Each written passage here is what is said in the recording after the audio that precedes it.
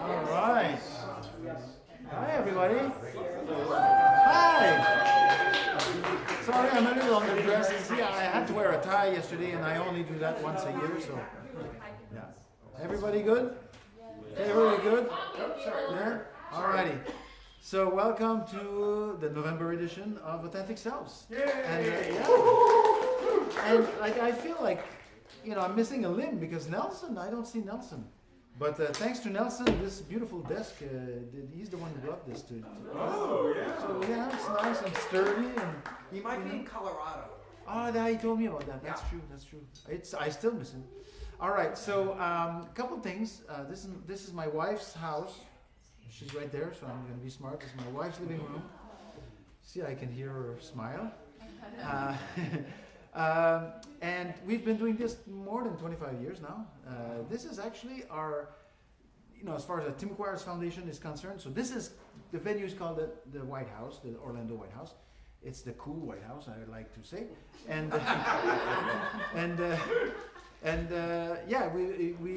this is just on the Timuquoa schedule, the show number 1485. So we're getting up there. Yeah. Yes.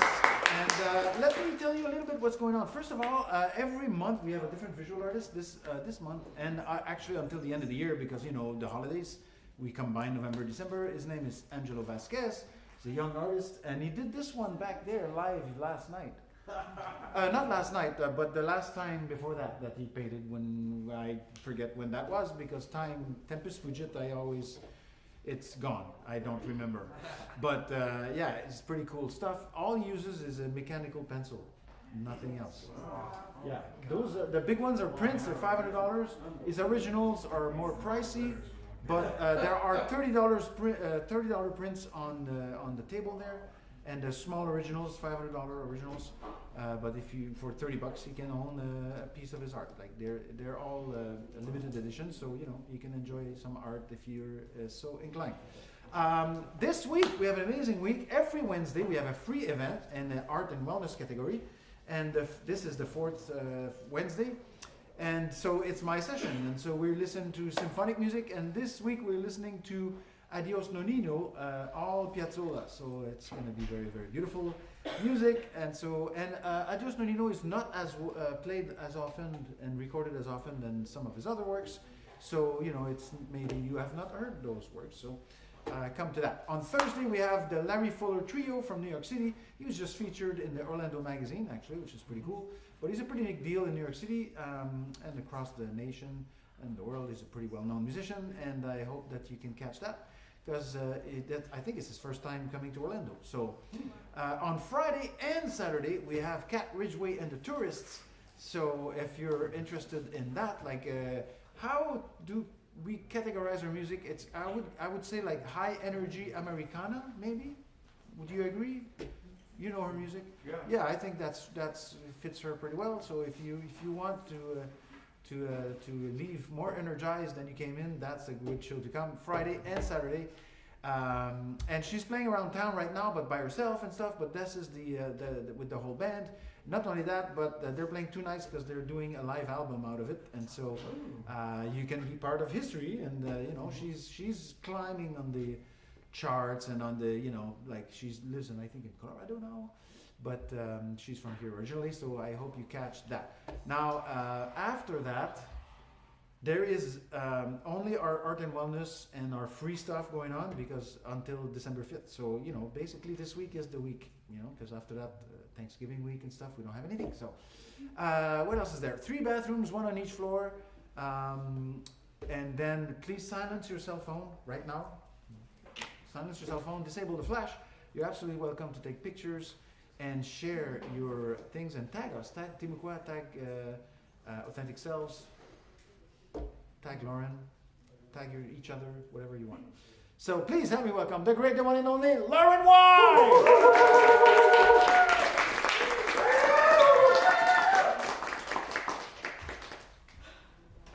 I was actually wondering where it was. I was kind of confused when I saw it. Nelson is in Colorado for his mother-in-law's memorial, which he had mentioned us to her passing last month. But I do know that he is online in Colorado. He planned to be online tonight, and Doug is online in New York, and I believe some of Christian's friends are online in Iowa and Seattle, maybe? And Seattle. So we got quite a few folks online tonight. Awesome. Hi. So, welcome to November Authentic Selves. So as I already mentioned, Christian's name is going to be our feature for tonight. So a lot of us have had the privilege of listening to pieces of his memoir for the last 2 years. I believe I've heard every part of it, Benoit has heard every part of it, and lots of you have been able to get together pieces of it over the last couple of years in this room. Kind of cool, right?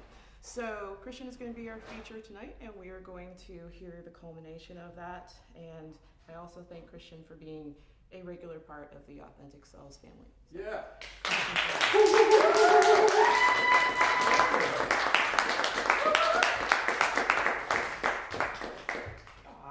you. All right. I have a lot to get through, so we'll go quickly. So, quick intro. So for the past 2 years, I've been reading excerpts from my memoir, like Lauren just said, about my experiences with a girl from the moment I first met her to the last moment I knew her. When I told my friend I was writing a memoir about that time in my life, the one who, if you remember, delivered the white tulips to her right before I called her dad, he told me, so it'll basically be the story of how you tried to love and save and screw Ellie, which feels thematically reductionist. But I have to admit is a pretty good plot summary. Okay, so what I've read so far is the story of what happened in 2014. And after I came out of my dissociative episode, I tried to prohibit myself from thinking about that time anymore. But all that did was make me get stuck. So tonight I'd like to read the final section, which I had to write after everything else was written, to actually finish it and give myself permission to start moving on. So in order to do it justice, I'll need to concentrate, and I apologize in advance if I don't look up much from the page like I'm trying to do now and failing. So for the same reason, if you feel inclined to show your support with applause, I humbly request that you hold it until the end so I can try to put myself back in 2021. And just last note before we start, I would like to let you be advised that the following contains explicit depictions of mental illness, including depression, addiction, and sexual trauma. So please take care of yourself however you need to. Okay, are we ready? Yeah. All right. 15 April 2021. I know you asked me not to write you what I thought anymore because it bothered you.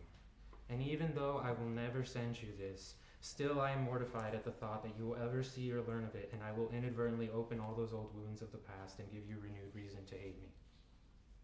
It's been 7 years. It should be over. After I sent back your 3DS, I deleted everything.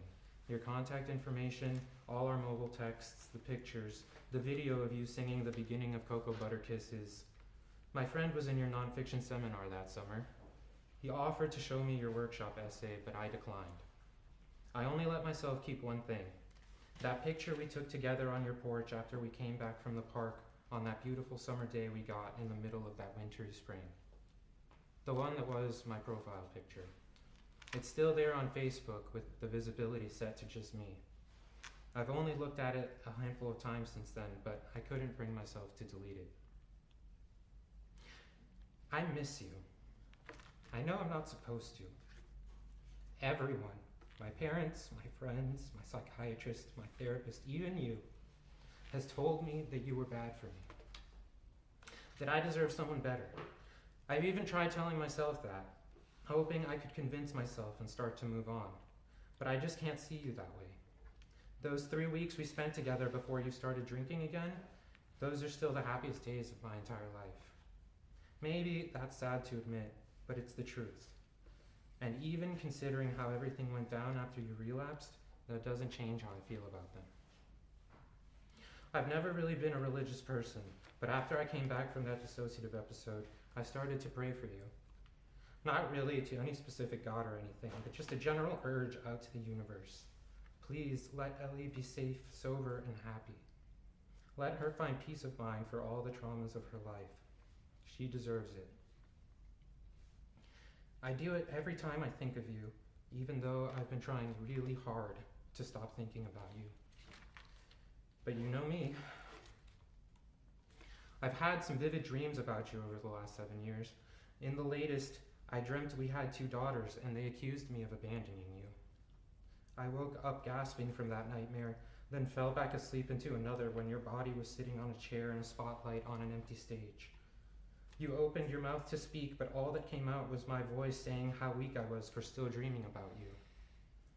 I told my therapist at my next session, and she said, "You've spent all this time and energy trying to block everything out, but it doesn't really seem to have gotten you anywhere. So why don't you try something else? What do you have to lose at this point?" As I was reviewing our Facebook messages in therapy, I noticed that you didn't show up as Facebook user anymore. I hadn't checked since 2014, but I guess you unblocked me at some point. I wasn't going to look, but my therapist encouraged me to do some snooping, see how you were doing. I saw that you're engaged.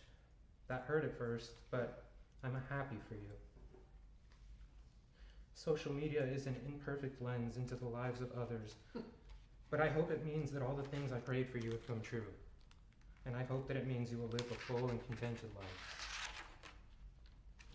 I've spent a lot of time thinking about everything that went wrong between us, especially alternating between feeling guilt and self-hatred for all of the mistakes I made.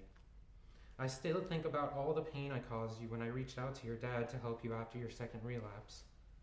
If I had known more about what was going on in your head at the time, I might have acted differently than what I ended up doing. But I hope you understand why I had to do what I did.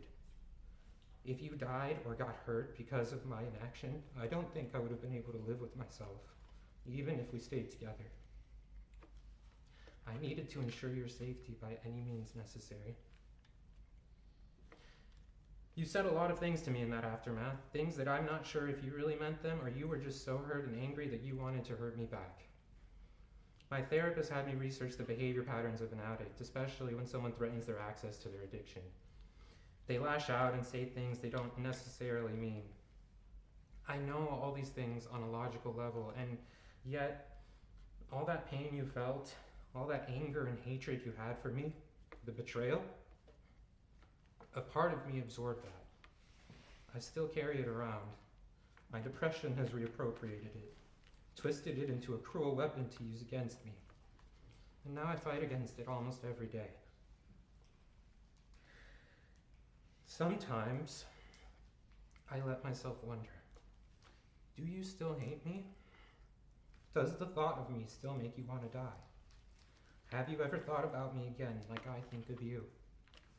Do you ever look back on some of the things you said and did and regret them too? Did you throw away my Zippo? and my MP3 player, or do you still have them tucked away in some old corner of storage somewhere? Have you made peace with that time and your demons, or are you only halfway and faking it like I've been? And if you have dealt with everything and really are good and happy and at peace, do you think there's a chance for me to find the same thing? Do I have a chance at salvation too? I think it goes without saying at this point, but I still love you, and I don't think I'll ever be able to stop. I hope you understand what I mean when I say this. I'm not waiting for you or anything. I hope you have found happiness without me, and I'm trying to move on. But everything I said about always being here for you, tomorrow, in a week, in a year, decades from now, on your deathbed, I still stand by all of that. Hopefully it never comes to it, but you will always have me here no matter how bad life gets. I'm sorry. I'm sorry I called your dad, and I'm sorry for what happened when I visited you at rehab. And I'm sorry for the time I suggested you call the helpline, and I'm sorry for trying to make you sober up before visiting your friend at the hospital. Most of all, I'm sorry for the part that comes next.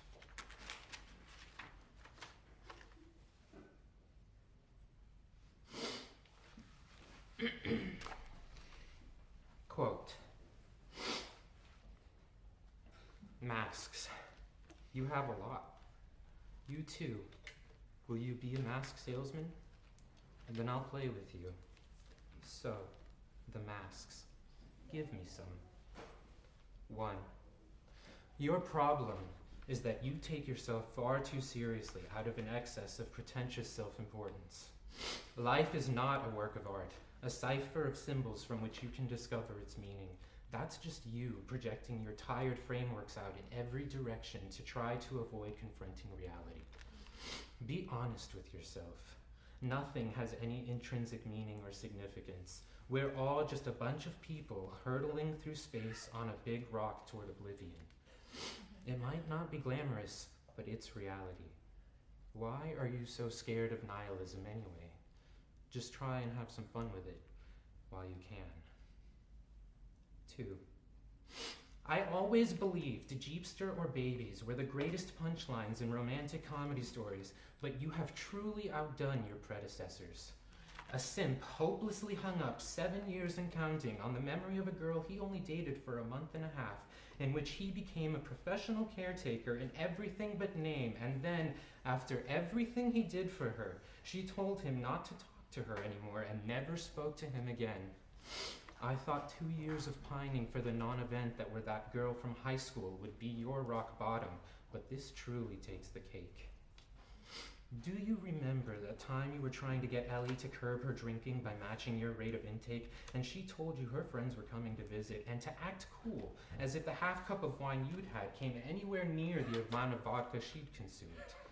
And then, when her friends showed up, your anxiety flared up, and you managed to look like such a complete weirdo next to a very drunk alcoholic that after they left, one of her friends sent a text message asking if you were the one that was okay.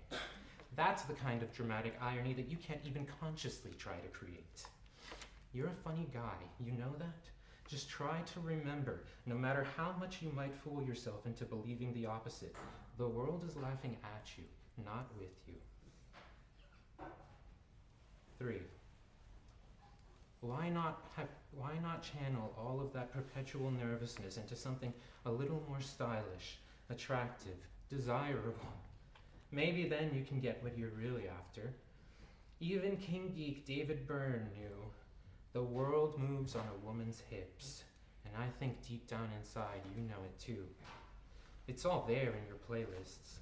What is it about Mark Bolan singing, well, she ain't no witch, but I love the way she twitched that so titillates you? What is it about the young buck boasting of electric relaxation that you find so compelling? How many of the different aspects of Prince do you self-identify with? The playboy that wrote a come-on song for Cindy Crawford before he had ever met her? The playful post-ironic provocateur that means to do exactly what he is saying he will do ironically?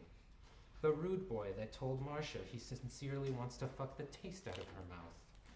Funk is just a one-letter rhyme alike away from the real thing. Are all these details just strange coincidences? Romantics don't tend to believe in those, but all right, let's set them aside for now. Attempt to separate the art from the artist. What about the details of your life specifically? Everything you did to Ellie. Do you remember the weekend you got her to spend entirely naked with you in her apartment?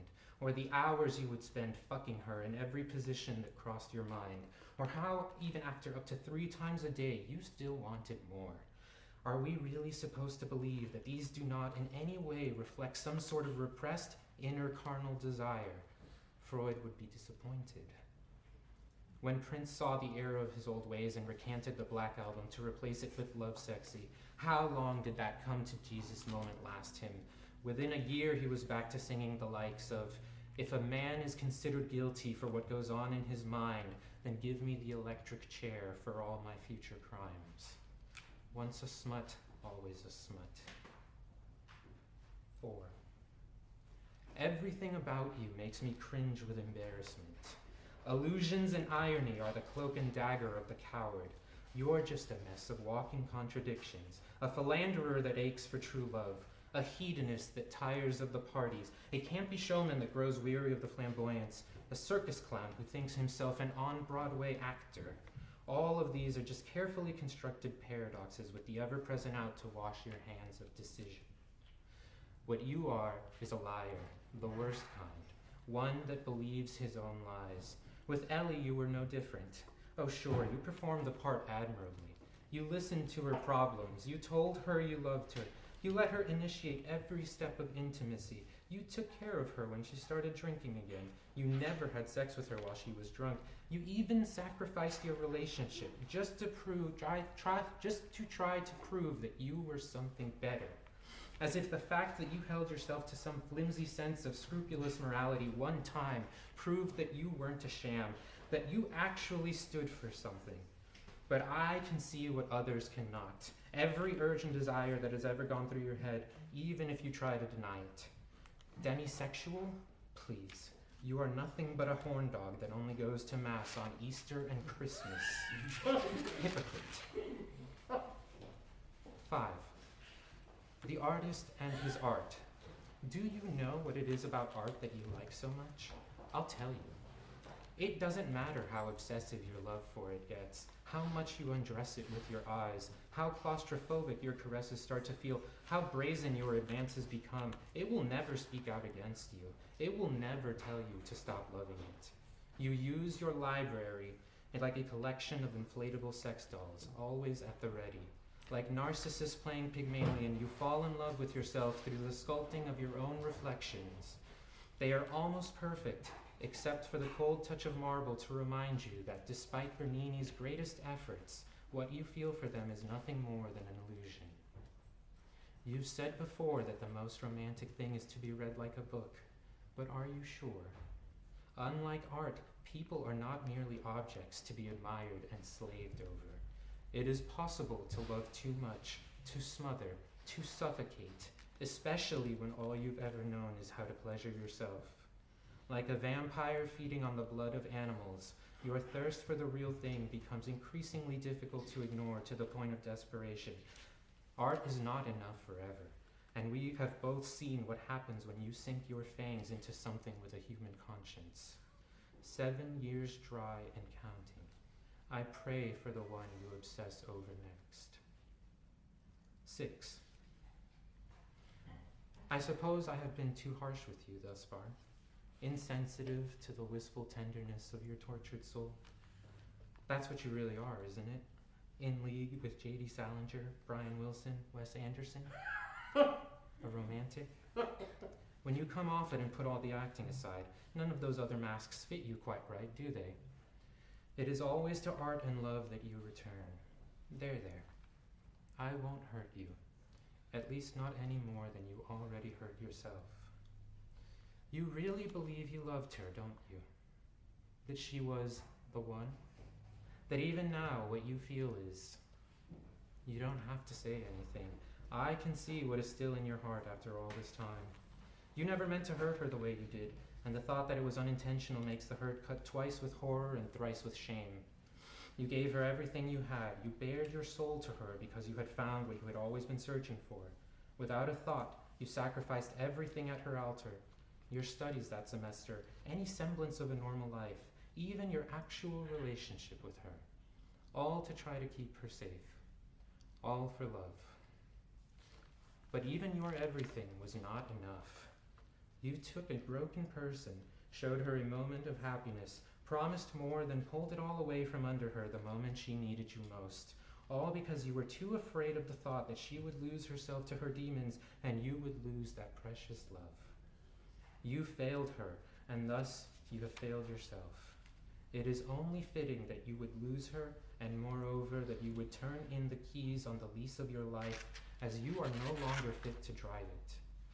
What you did is unforgivable, and so you have forfeited your right to ever love another human being again.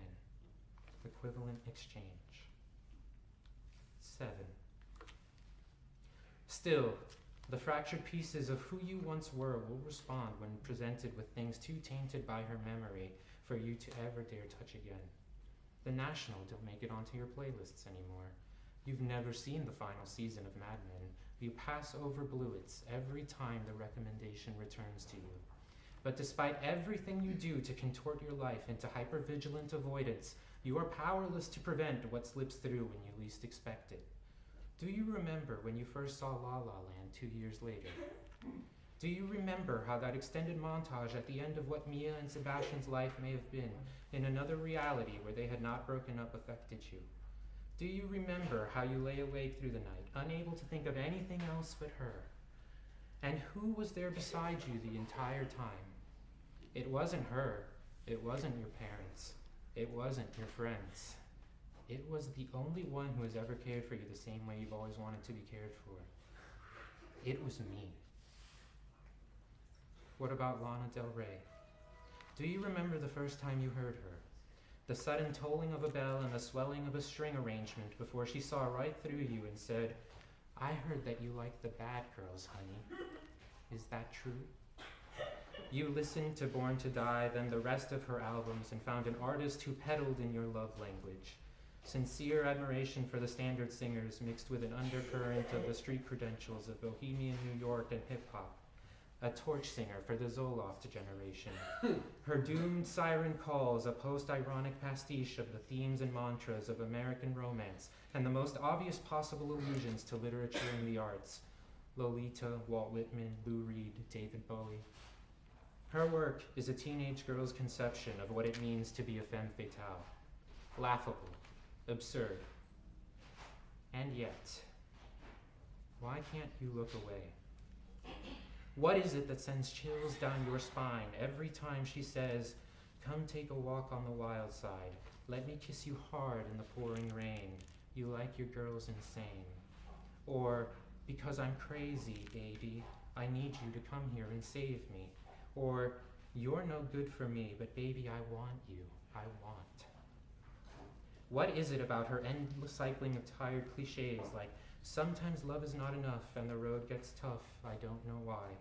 Or, "I need you, I breathe you, I'll never leave you, they would rue the day I was alone without you."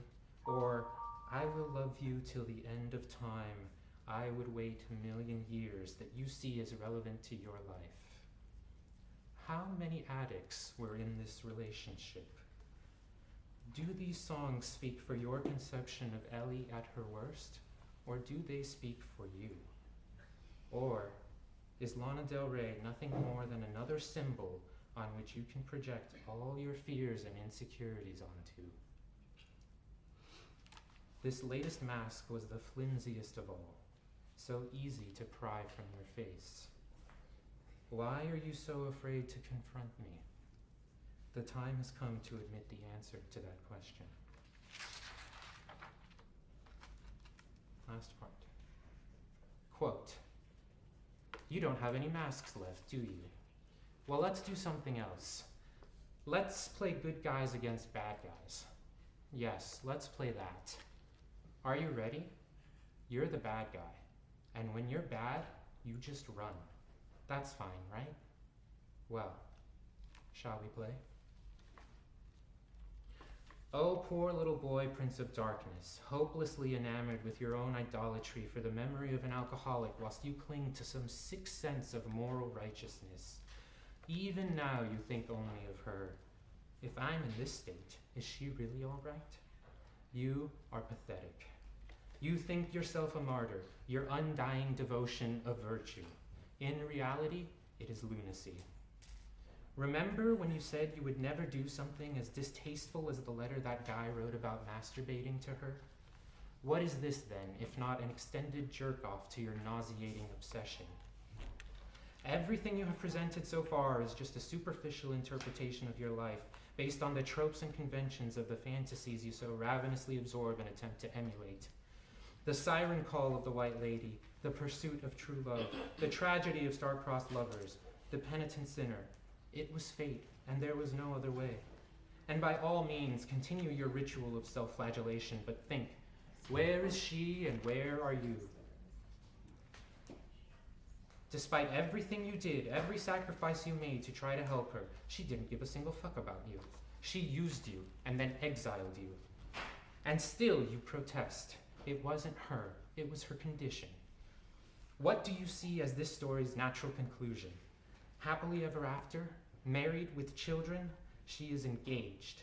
You dare not ask yourself, did she ever really feel what I felt? Because it brings you dangerously close to confronting the foundational illusions on which everything you have built is predicated, the tensions of this infantile house of cards. Do you still not see?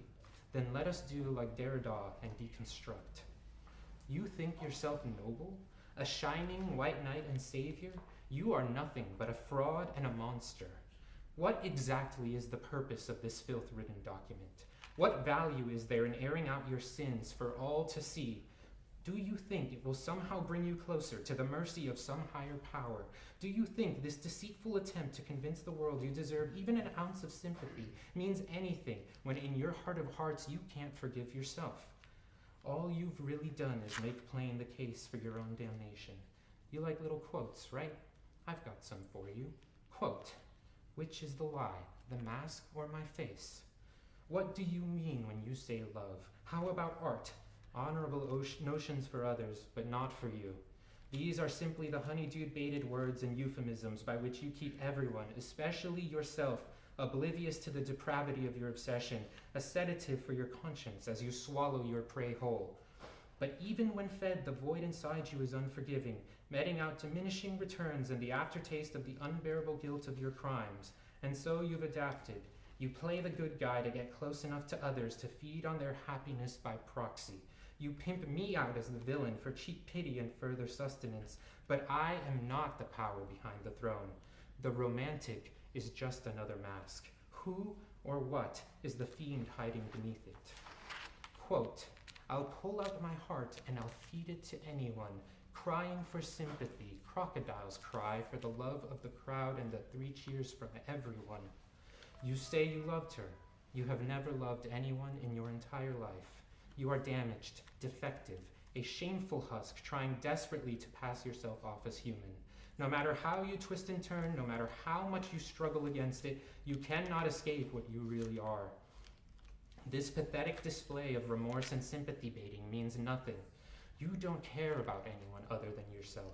You never have. All you've ever cared about is your futile obsession with trying to fill that gaping hole of meaninglessness inside of you. True love? An insidious self-rationalization, a pretty delusion by which to justify all the hurt and pain you have caused the people whose emotional investment you have shamelessly stolen, your family, your friends, your therapist, her.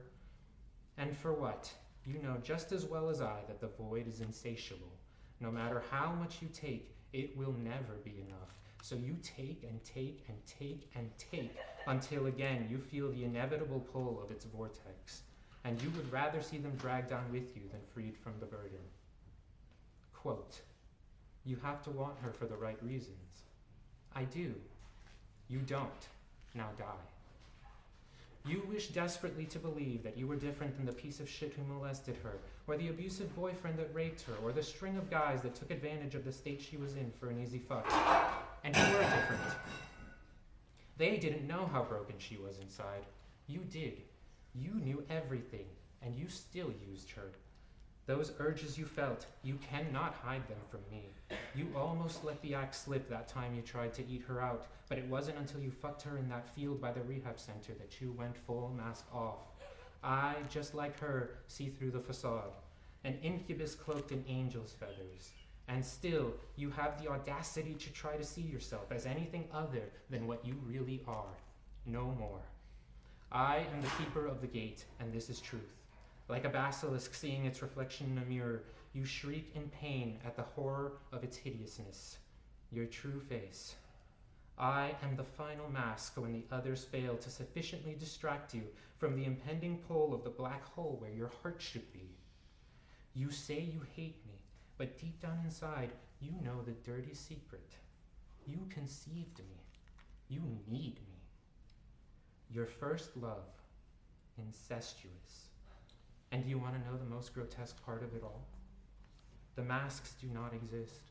I do not exist. This is just a tasteless conceit, a vulgar metaphor made from the plot of a children's video game and the bastardized trauma of a person you supposedly love. More theater. You are despicable.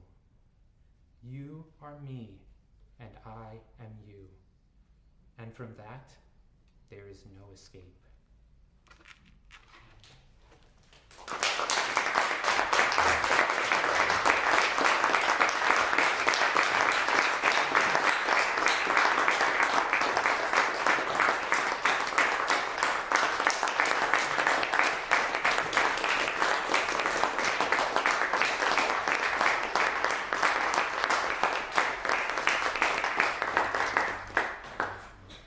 Thank you so much.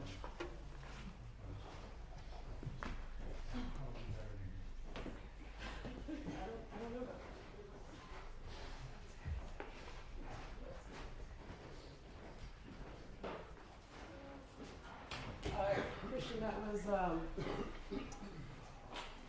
very, very raw. And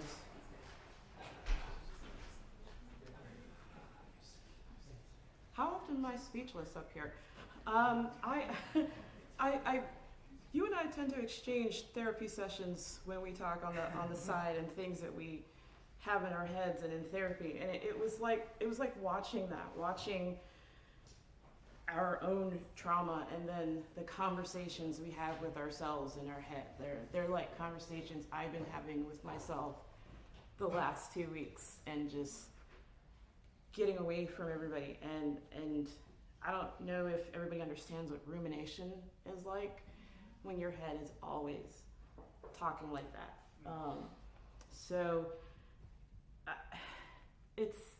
I appreciate that. I appreciate that you did this epilogue, as you say, like giving yourself permission to write it, but understanding what you still have to live through to get through that experience, and what will always come up in your head, and that's what we all often have, right? Things go away and they get better, but we always have those moments, where our head starts going like this, and we just gotta come back. So thank you, Christian. I know that was a lot.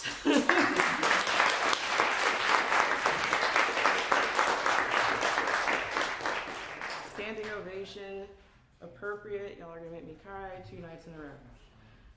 So let's start our open mic. Before that, let me remind everybody to please turn off your phones.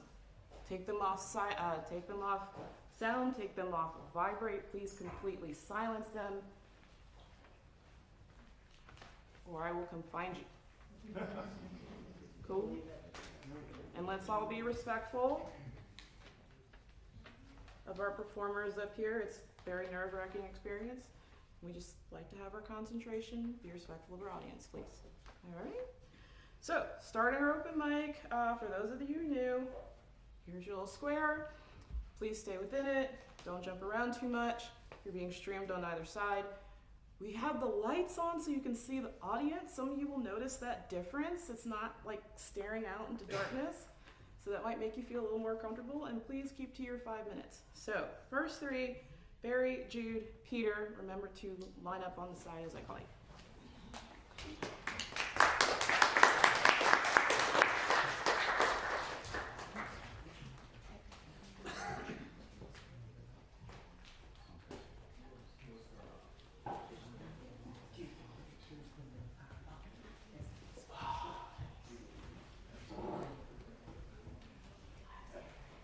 Hello. My name is Barry, and you see I have a book here. It's called Through My Father's Absence, A Making of a Detective. So as you see, making of a detective, you're saying, okay, I guess he was in law enforcement. Okay. Basically, I am, how would you say? I was born in Brooklyn, real quick.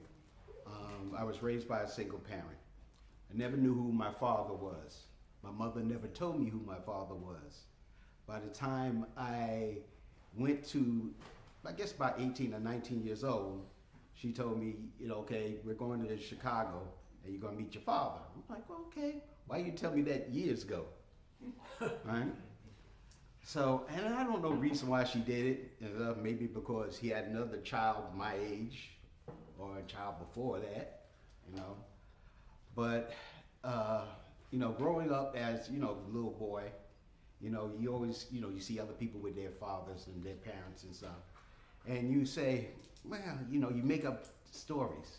Oh, my dad did this, my dad did that. And it made me wonder, okay? Growing up in Brooklyn was, and I'm a child of the 60s, I'm a baby boomer. So I grew up, didn't want to get in trouble. I didn't even want a cop to know my name. And I wanted to be a doctor, but I took a different route.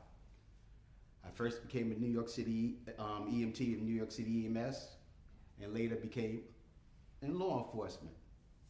I did 5 years in NYPD. Then I went to Nassau County. So imagine say Nassau County was the big bug, so most of everybody in New York City, they leave and go elsewhere, because they want to make more money. And as my course, 27 years in law enforcement, so I seen a whole lot of stuff, dealt with a whole lot of people, a whole lot of kids. So what I'm going to read, and my book, the hard copy is $27, the paperback is $24. And I think it's going to be a motivation to a lot of people, especially kids that didn't have both parents and their families, and understand that there's another way. There's another way of, not having to get involved with gang members or anything else, just being, being a kid. And no matter what you go through, you can still make it. Okay. So this is going to be fast. All right. The chapter I'm reading is Silence Between the Questions. The summer heat drifted softly through the cracked window of a small bedroom where I lay on my back staring at the ceiling. I was no more than 8 years old, but already my mind carried questions, much heavier than a child could hear. The hum of a ceiling fan, it is silence. Somewhere outside, children's laughter danced in the evening air. But inside, I lay still, clenching the thin blanket between my fingers, as if I could anchor them against the storms of thoughts twirling in my young heart. Why doesn't he love me? I whispered to myself, though no one could hear. I had never met my father, never heard his voice, never felt the weight of his hands resting proudly on my shoulders. There was no photographs, no stories, not even a name to hold on to. Whenever I asked my mother, her lips would be tight. Her eyes would soften, and she would say, some things are better left alone.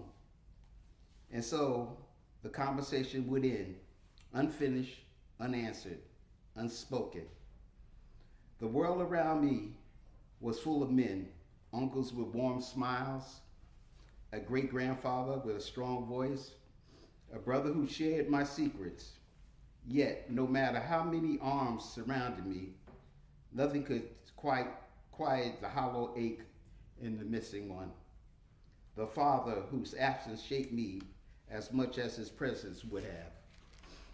I promised myself, even then, laying awake in the shadows of my little room, that one day I would become the kind of man he longed to meet, a protector, a provider, someone his own children would never have to wonder about, never have to search for, never have to miss. And I kept that promise. But promises do not erase the questions. Even as I grown into a successful man, a New York City emergency medical technician, a respected New York City police officer, a Nassau County detective, a loving father, husband, there was always a quiet place inside me that remained untouched. A room in my heart where my father's name should have been.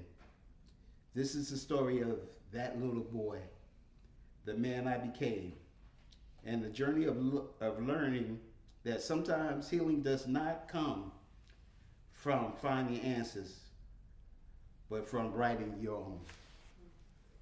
To my father's house.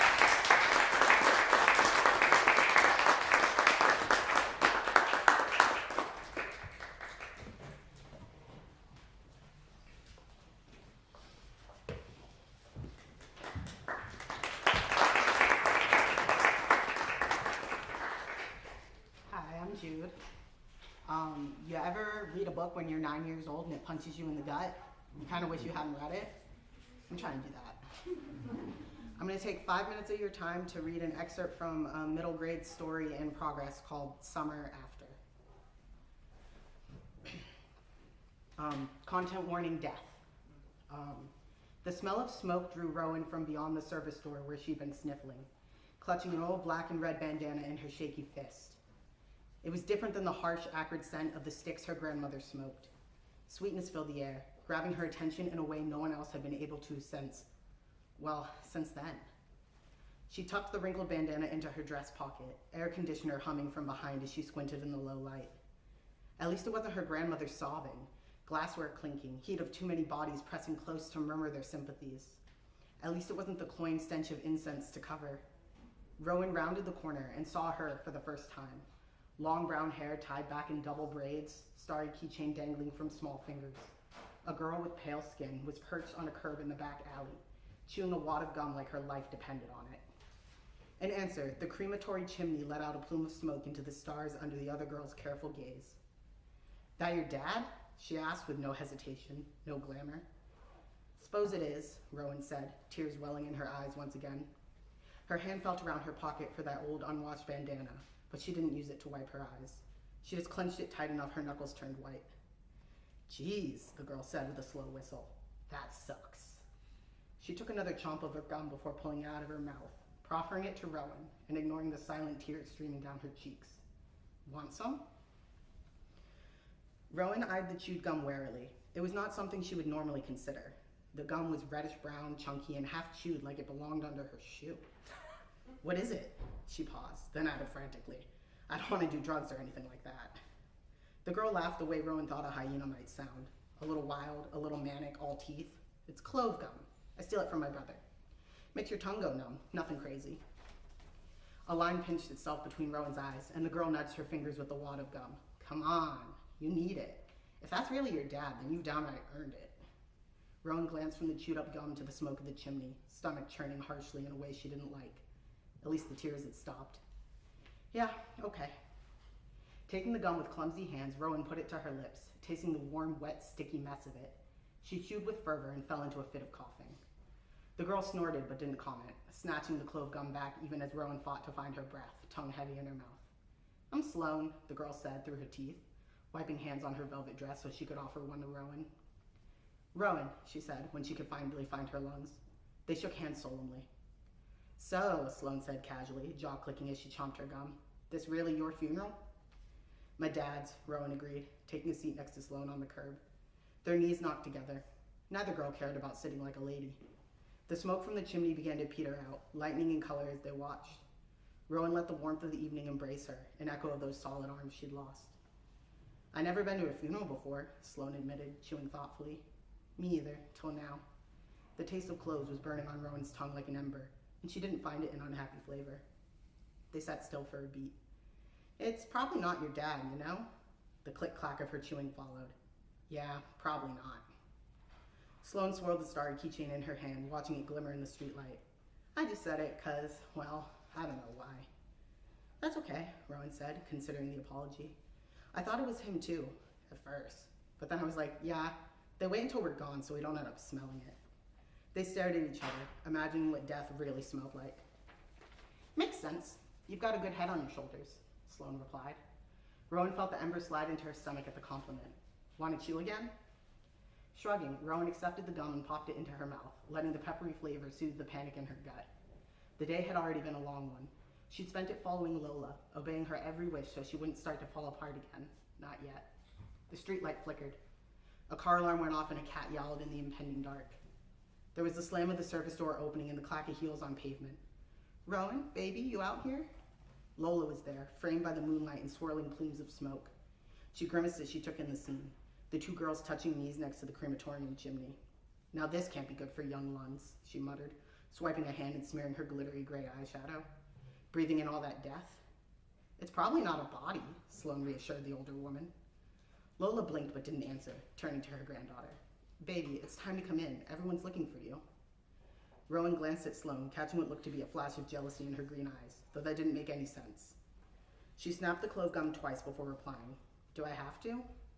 Sloane held back a smile, and a little light left Lola's eyes. Her face turned to a mask, slathered thickly with makeup. Yes, dare I say it? She breathed in deep, hoisting the girl up by the elbow. It's time for us to stand together. I can't do this by myself, not for the rest of the night. There was a pause while Rowan contemplated, but it wasn't really a choice. All right.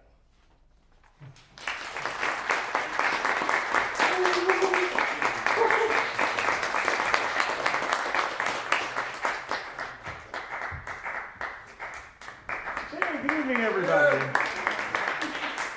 Great to get applause even before I read anything. So I'm Peter Gordon, and a few weeks ago, I was at the Florida State Poets Association convention, which was held at Bach Tower Gardens. And if you are a poet, I would urge you to check out our website, flpoets.org, or just search Florida State Poets Association. Our annual contest winners were announced. And also when you have a convention like this, they had a poetry contest that had to do with gardens. Makes sense, we were at Bach Tower Gardens. And I couldn't think of anything for a long time. And then I remembered Joni Mitchell's song Woodstock, We've Got to Get Ourselves Back to the Garden, which is the prompt that helped me write this poem, which I call Summer of '69. Yes, I was alive then. That's right, you were too, right? Okay. I remember rain and miracles that saturated our modest Catskill bungalow colony. 11 years old, perennial camper of the week winner, believed I was about grown up. Watched teenage counselors closely as they flirted, smoked cigarettes behind the boathouse, made out in the clearing by the stream. Counselor Barry taught us Eve of Destruction and other protest songs to sing at Friday musicals. I knew all the teenagers prayed for tickets to Woodstock, adamant to parents they could take care of themselves, but I had my doubts. In early July, Tom Seaver pitched an almost perfect game to help my perennial cellar dweller Mets challenge the first place Cubs. 1 week later, Apollo 11 landed on the moon. I felt I could grasp the future I imagined. Woodstock's August dates brought swarms of hippies that hiked on country roads, stood on the side of expressways, thumbs out, carried backpacks, begged for food. I'd flash the peace sign, they'd flash back. Abandoned cars filled highway medians as hippies walked like Israelites to the promised land. Parents ordered us not to talk to these strangers. But when Frank, tall, skinny hippie, cowboy hat, boots, beads, just like on TV, came to our little general store to buy bread, I asked, "Why did you become a hippie?" "Little man," he said, leaning down, "it's simple. I wanted to do my own thing without being hassled. Maybe you'll do the same someday. 500,000 hippies made Woodstock at Yasgur's Farm the third largest city in New York. Rain-drenched bodies in fields. They ate poor food, romped naked in the woods, heard amazing music, all captured by Michael Wadley's cameras, one held by a young Martin Scorsese. Hippies believed love could make Earth a Garden of Eden, and muddily proved it. After Woodstock, the Mets started their historic hot streak to the pennant and first world championship. That summer, I learned to believe in miracles and swore I would do my own thing. 56 years later, I can say I made my art, made a family, and lived my way in the garden.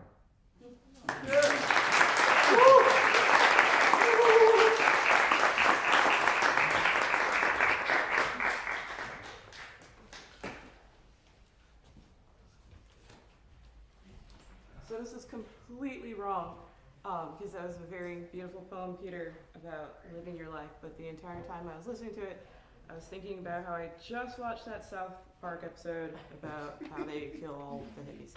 Trying to keep them from coming back. I'm sorry. Just made me think of it, but it was great. Thank you guys. Thanks to all of you. I just want to check if a couple people showed up. Karina or Alistair? No. Maybe. Yes. Okay. Just need to know you're here. All right. Thank you. So next we'll do Maudie, Bethany, and Candria.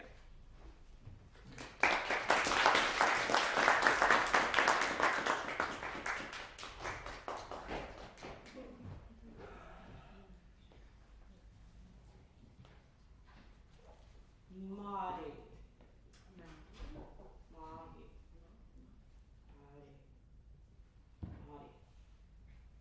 She was here. Go ahead. M-A-D-I? That's me. That's you? Yeah. Yeah. Is it Moss? It's Maddie. Maddie. Okay. Am I? Yes. Oh. No. Why not?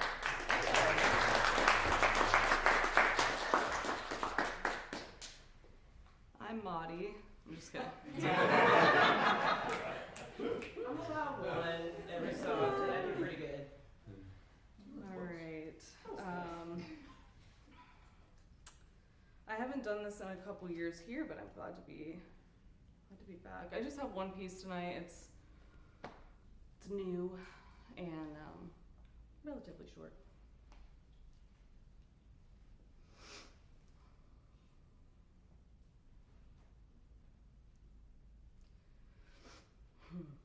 I gave you a flame. I walked with you blazing and you burnt me out. Like it was too hot to touch when it got close, but it's just hot enough to keep you warm when I'm out of sight, right? And I know you blame me for being on fire, but you struck the match and watched me light up like an intricate display of desire. And so I formed a constellation for you. Like I was dotted and patterned that you waited to see at night. I walked the path with you ablaze, and then you said that I was too bright. But I swear to God, it was your own illumination that obstructed my light. You couldn't see me, you could only see you. I saw all of our colors on the visual spectrum of sight like a kaleidoscope that got too close to heat. You know what they say about flying too close to the sun. And it was then that you only saw me in black and white. Because the first gaze that you gave me was like fire, and the last one that you gave me was water that extinguished embers in your eyesight. I tried to connect the dots for you like a constellation. But you didn't want to see the stars. You'd have rather been blinded by city lights and stayed in the dark. And so when you want to go back out to find me, like you always do, I hope I'll be hidden by the dark and 1,000 miles away from wherever you are. Maybe my Kindle was too hot, but I have always burned red.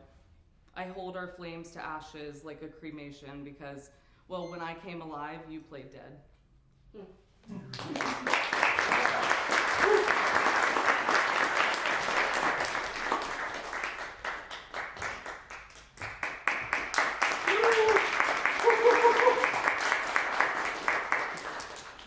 Hi.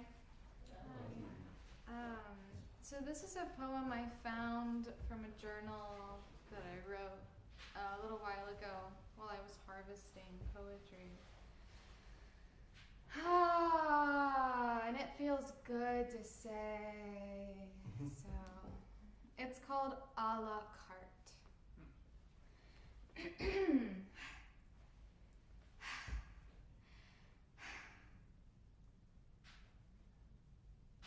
My energy is so delicious. And it's so expensive.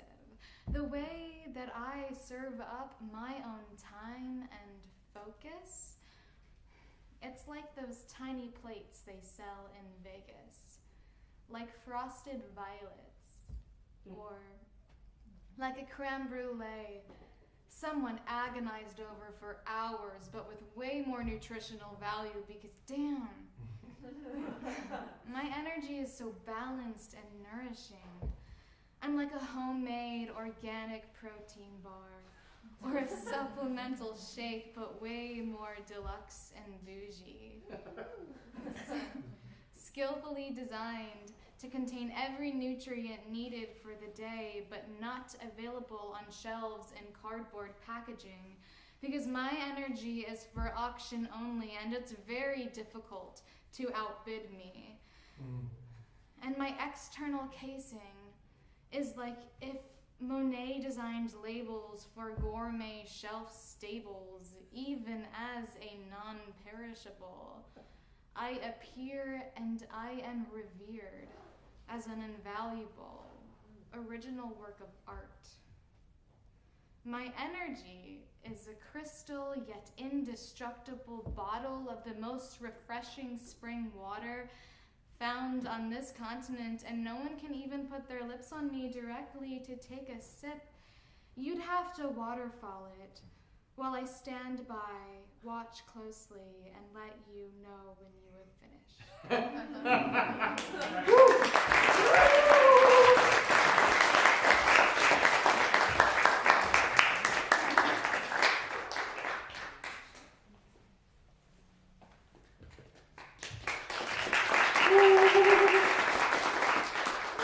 Hi, my name is Kendra. This is my first time ever doing this.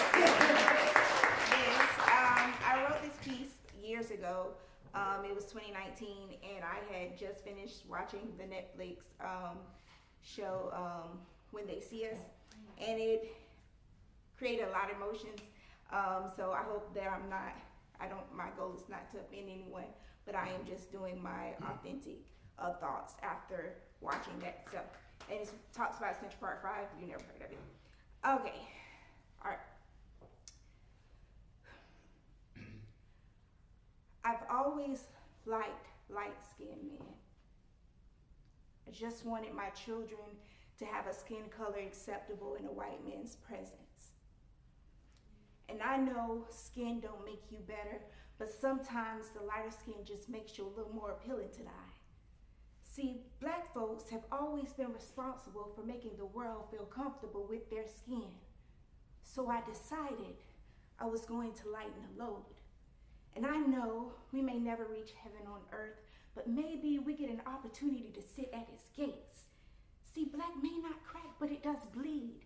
It does cry. It does have a longing for an understanding of why. Why do they hate us when we walk by? Why do they hate for us to ascend? Why do they hate us and try to break us when they see us walking around with this skin? Thank you.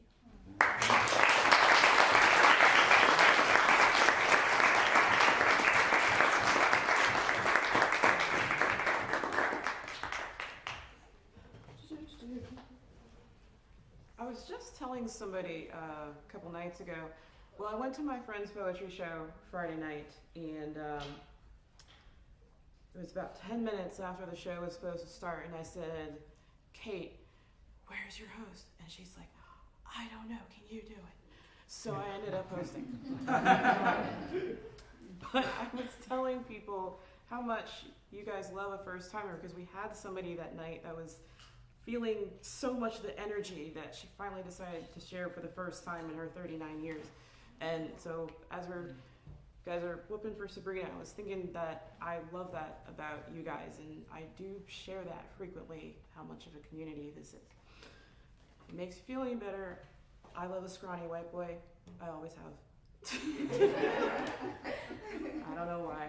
I don't know if it'll make life any easier for anybody, but it's just how it is.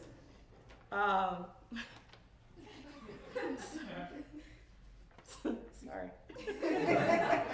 Our next three folks are TC, Sabrina, and Drew.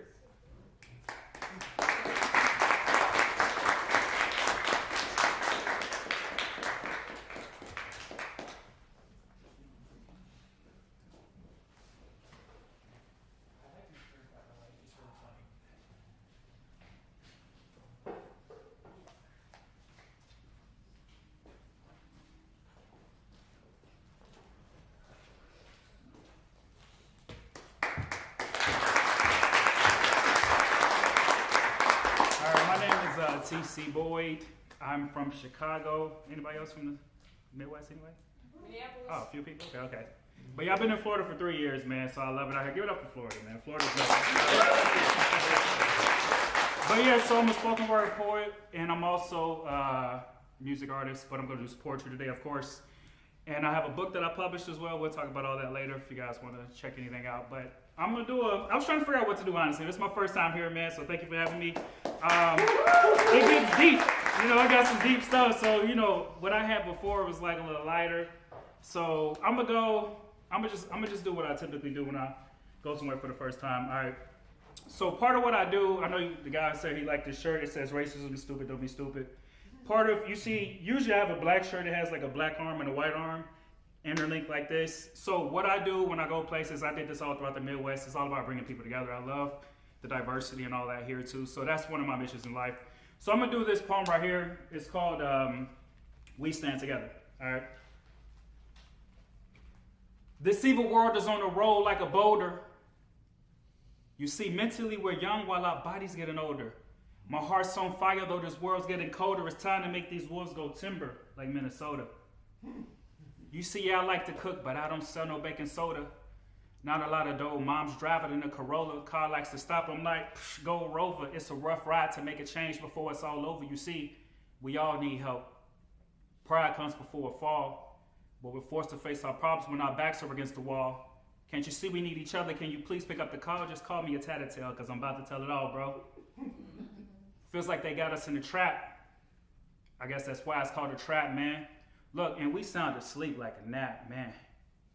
Dang. When are we gonna do better, man? When are we gonna do better, man? When are we gonna do better? Cause we'll set the world on fire if we ever team up. Hot, hot, hot, hot, we about to turn the heat up. And they won't keep us quiet when we learn to team up. Let's set the world on fire, baby. Cause brothers, don't you know I need you? And sisters, you best believe that I need you. And if we work together, pray together, nothing can defeat us. And freedom will come for all who believes us. And I'm fighting for it. You see, we can't keep going back to the same old. We won't change, but we gotta do something, though. We fight for humanity until the very end, though. Because if we don't, we're gonna take us all out before we even know. When are we gonna do better, man?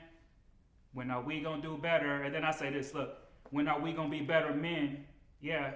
When are we gonna be better men? Because we'll set the world on fire if we ever team up. Hot, hot, hot, yeah, we about to turn the heat up. And they won't keep us quiet when we learn and team up. Let's set the world on fire. Cause yes, my brother, yes, we need you. Yes, my sister, yes, we need you. Let's get past each other's features. Different color, same creature. When divided, they the feature. But when united, they can't beat you. Let's be students, love to teach it. As I shouted like a preacher, we stand together.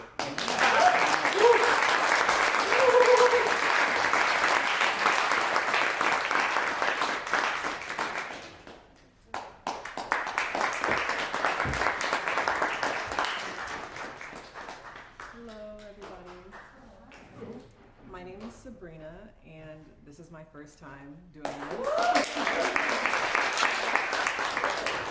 I'm not a poet or anything. I'm just a girl with a lot of feelings about a lot of things. That's most of us. Yeah. So this poem is titled En Gras. It's a Haitian Creole word for ingrate or ungrateful. I don't know who ignited the flames that dried our land so. At least that's what it looked like, as if someone torched the place. Without a single clue of what the source could have been, I'm left with theories. Did someone make a grave mistake? Was it supernatural? It was always supernatural when no one was ready to take the blame. Either way, no one bothered to tell me. I know nothing beyond the last two groundskeepers before me. Once in a while, I'll find myself upon an anecdote that gives me insight onto why our trees are so wilted, why our grass is so patchy, and why are there all these damn weeds? I can't judge too harshly how well they could plant without proper tools and manpower. Just a bunch of women left to tend to the land, did the best they knew how. Untrained gardeners just gardening as they go. They would never admit it though. Pride and fear didn't allow them to acknowledge that they weren't really equipped. Passing down improper technique generation after generation, they maneuvered around the weeds, accepted the wilted trees, and even had some good times on the patchy grass. The gardener before me boasts of how terrible the grounds looked before she took over. Perhaps to her, they did. She says that there was no grass at all. We should be so lucky to have patchy grass. But I've always wished for a little bit more. I've dreamed of lush grass, big, strong trees, and even rose bushes. But I guess I can't cry about what has happened.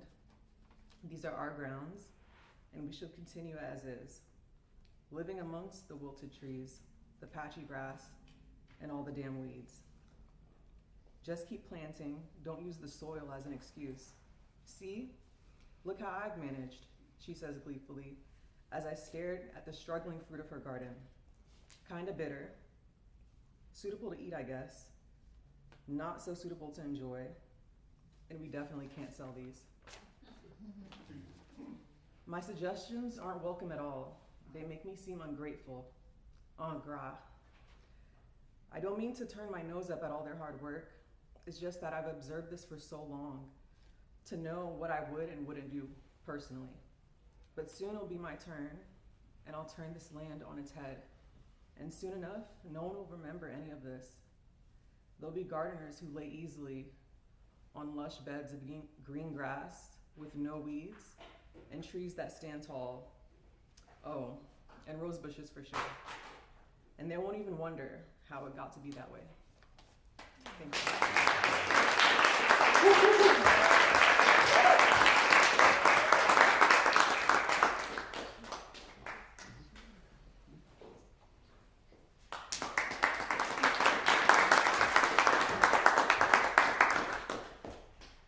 Doesn't seem to get any easier no matter how many times get up on this stage. Never read this one before, at least not here. See if we can get through this. It's called Confession.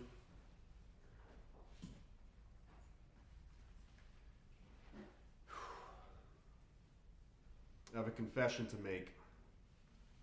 Forgive me, my friends, for I have sinned. It has been dividends of missing the mark and making mistakes time and time again. The guilty secret inside, to the degree the heat is burning me alive, throw holy water on it and putting it out there for the world to see, exercising the most vulnerable side of me, execution style, laying my neck on the line, head hanging in a noose, ego death by suicide. The channel is clear and open, flowing without smother. So here it is, the big reveal. I killed my own mother. Early memory, it's one of many. I jumped into her lap, sick with cancerous infection, with the motive to play and deliver my affection, but was immediately yanked away. It's Father's Day. Yelled at and punished, how could you? She suffers. Oh no, my own love killed my own mother. I didn't mean to. I swear it wasn't my intention. I must protect those around me from all future intervention with a crafty new invention. It's a wall that blocks so this love can rot and burn in hell for all eternity. Take this void and turn it into me. With a face now hidden, erased out of sight, the sun has stopped shining, day has turned into night. Survival is now priority, while I sit here alone in this box and experience minority.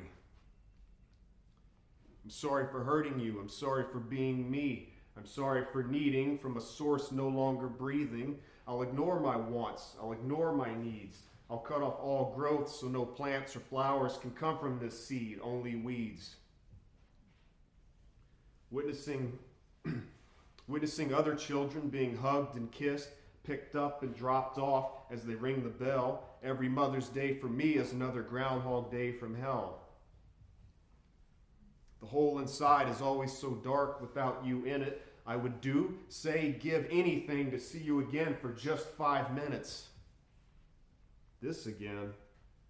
What is it with this guy obsessed with his mommy, living in the past? Who else needs a good laugh? Here comes mama's boy. Time to get ridiculed. So I'll belittle myself, then hurt you long before you have the chance to.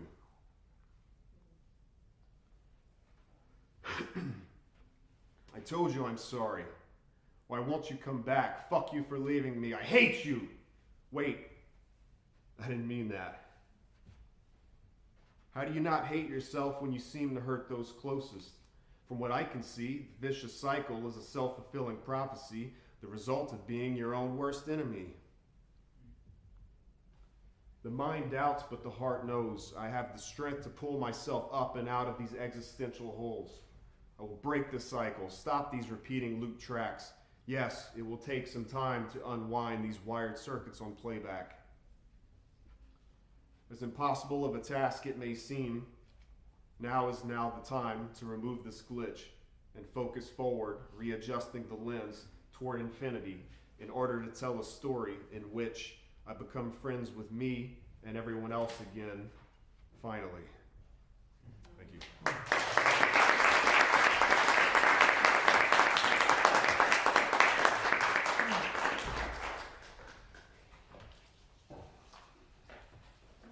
feel like everybody has a lot to get off their chest tonight,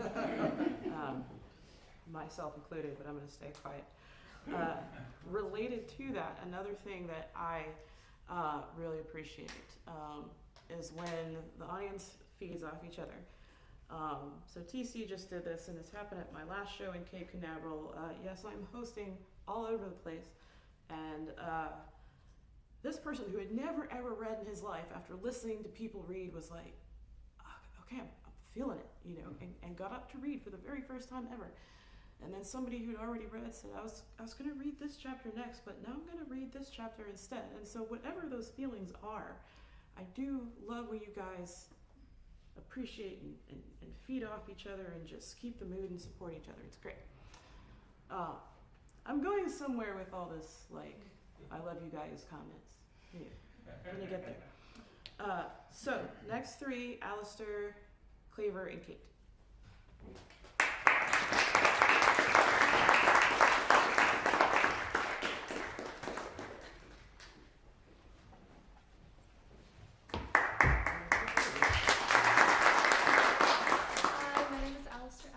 First-time reader here at Timaclaw. This is coming straight from the Notes app. It's called Welcome Anytime. That's where all mine are. Yeah. Good. If you want to arrive in a closet or a coffin or whatever metaphor for self-perpetuating repression and self-deluding depression suits you best, be our guest. Still, you're invited to the party. You could even wear a three-piece suit or an A-line dress, or whatever formal wear to match the formal arguments you'd make to avoid coming. I picture you now, dressed so stylish in a long black syllogism that looks something like this. All that exists is disgusting. I exist, therefore I am disgusting. You'd show up in this, untrusting, repressed, deluded, disgusted, overthinking, guest of ours you are, but still among the best by far.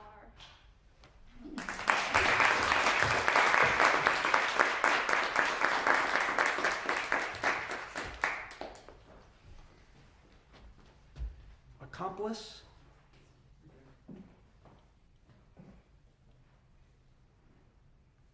Adjunct, office hours. Each infinitesimal question propels me.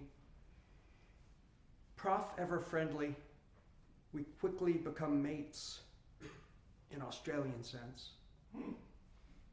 She hovers over my shoulder during exams, gives me extra time after election night when I'm apoplectic.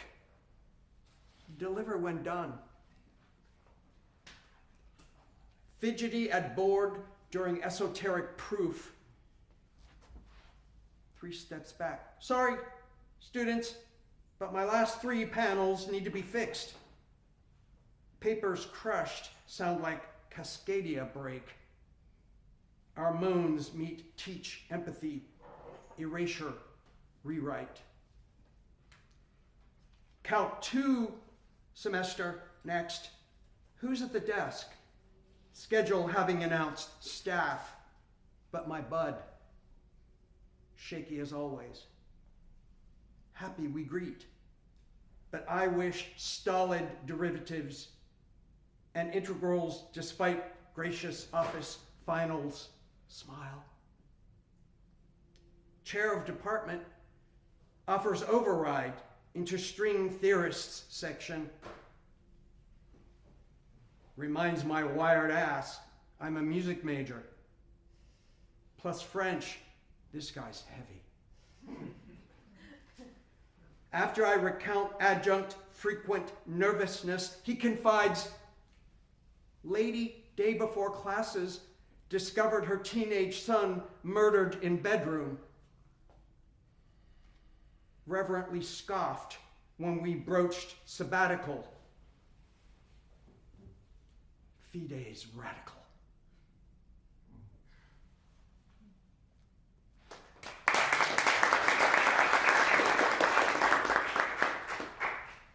Frère, sewer. Splash, creature in surf. Thrash, thrash. Are those forearms? Or, oh my God, foamy screech? Is that seaweed or blood twisting the torso?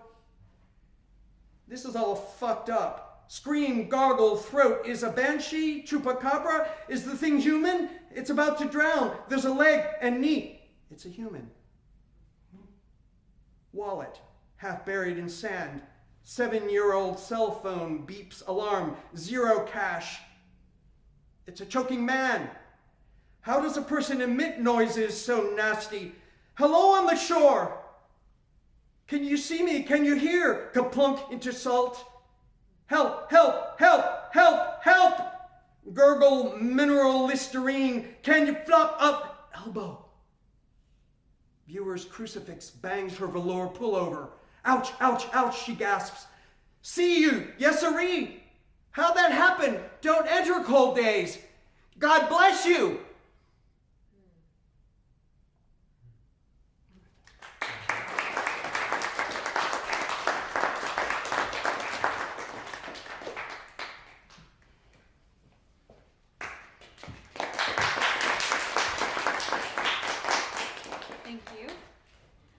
Okay, before I start anything, can we just give it up for Christian one more time, please?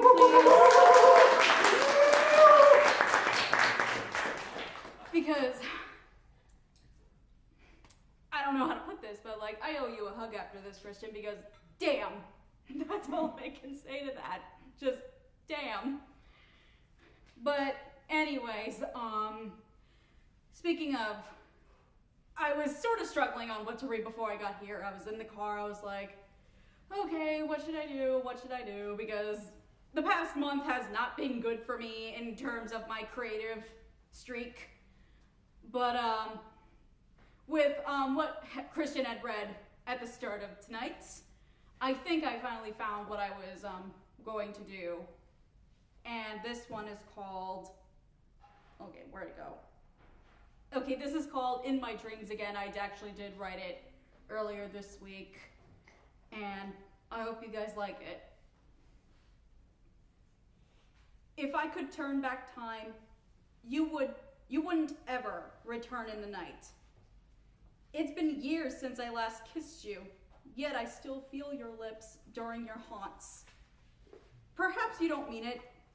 Hell, like you'd even know. Better yet, this is all me and a little thing called wishful thinking. Sometimes the past is always something to remember and cherish in your heart. With that said, present is reality, and the present reminds me of what really happened. That we were never going to work. But you know what? My heart tells me that it's not okay, while on the other hand, it is. We've been best friends for too long for me to keep resorting to what could have been. However, allow me to tell you now that my mind is a funny and stupid thing.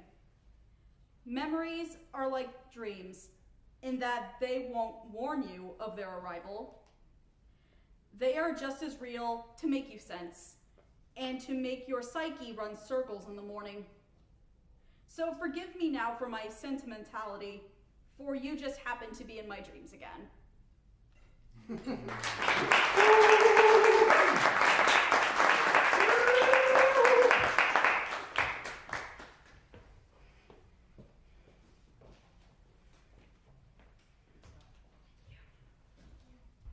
Thank you to our last couple of folks. So I just want to say a few words, and as I do so, I'm going to ask Simran to make their way to the stage. So as many of you probably remember, it is Timucua's 25th year, and we have been celebrating the 25th anniversary all year.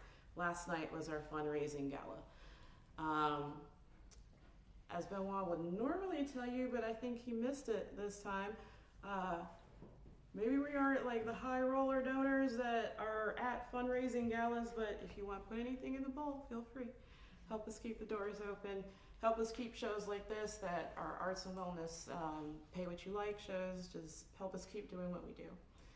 And as part of last night's fundraising gala, we showcased a lot of what's done at Timucua. And as a lot of you know, it's a lot of music, concerts. Alen had students on the piano. We had the pleasure of seeing Benoit and his entire family play several pieces last night. It was really amazing, actually. I'm sorry if you missed it. I don't know what to tell you. But they wanted to showcase a part of Authentic Selves for the first time. And they said, how about getting the poet laureate to read? Laura and I was like, no. No offense to her. I have yet to meet her, but she does not know this stage. I need somebody that knows this stage. And I wanted part of the family here. So I asked Simran if they would do a poem, and it was asked to do a poem about Timucua for this 25 years that they performed last night. And I will tell you, I'm getting emotional already. I was very overwhelmed. I was crying right there. And then Simran came down and we just hugged each other, like shaking and crying for a bit. And Leah, the executive director, was just like over here. And Simran was like, I love you, Lauren. I'm like, I love you too. It was just very beautiful. And I really didn't expect this show to go so long, honestly, in my heart. And I do truly love you guys, and how you've made yourselves such a family, you know, including the people that would not miss this, being online and supporting each other outside of the third Sunday, just all days, and supporting me. So I'm really grateful for you guys, and help us keep Timucua going for 25 more years. Thank you.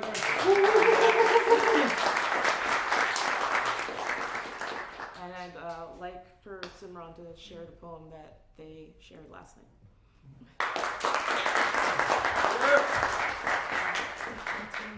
Thank you, Lauren. Petition for group hug after this? Yes. Yeah?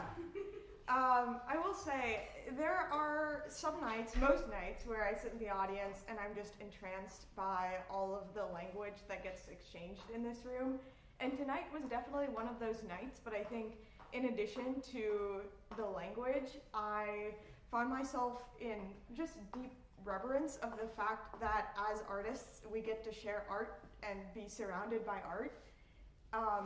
All of this amazing visual art, of course, but also the fact that every single aspect of this stage, the sound, the lights, the way that the benches are organized are so intentional and is art in itself. And I just found myself thinking, this is such a holy experience and moments that we will never be able to recreate anywhere else. And this is so special. So I'll be reading this poem from that place today, and I hope you all enjoy. Did you know that this room has 65 different acoustic spaces? That means you can hear my voice in 65 different ways, and if you combine that with the 2 recording formats, 16 preamp and multiple guitar amp channels, and over 500 drum setups, that's 8.7 billion ways that sound travels here. I did the math, y'all. That's something like 1,000,000 times the number of stars we can see in the night sky, y'all. Like every single seat in this 100-seat house holds the potential of 1,000,000 stars. Like every time I stand on this stage, I feel the privilege of singing stars and seeing how their shine reverberates in the rafters of every single acoustic space. When I was a kid, I used to gaze at the night sky, wrap myself in a blanket of stars, and call that a dream, and call that a home. And if that's your definition of home too, then welcome. Welcome home.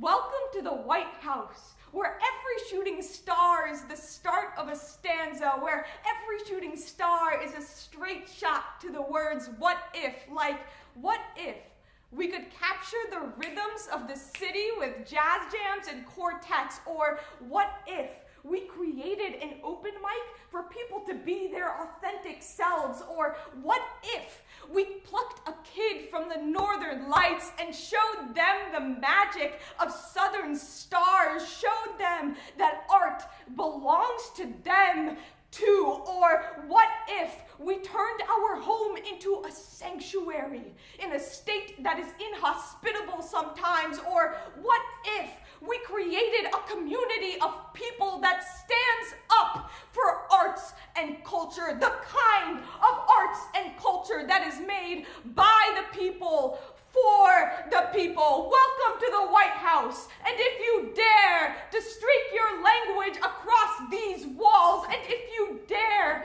to listen to the stars twinkle in the night, and if you dare to be moved by the constellations we choreograph together, then this house is yours too.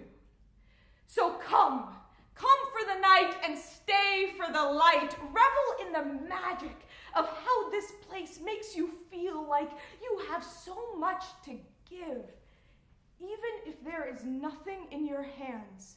Come join those of us with a tireless belief that art can make the world a little bit better. Come join those of us whose passion now has a 25-year-old home with billions of undiscovered corners of sonic celebration waiting for all of us to see ourselves in the stars. So stargaze right from your seats and exhale. Welcome home.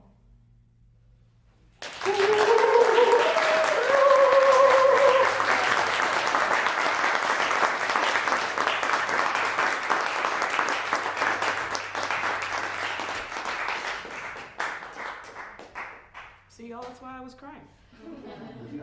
Thank you, Simran. Thank you, everybody. We will see you all next month, of course. December is all open mic.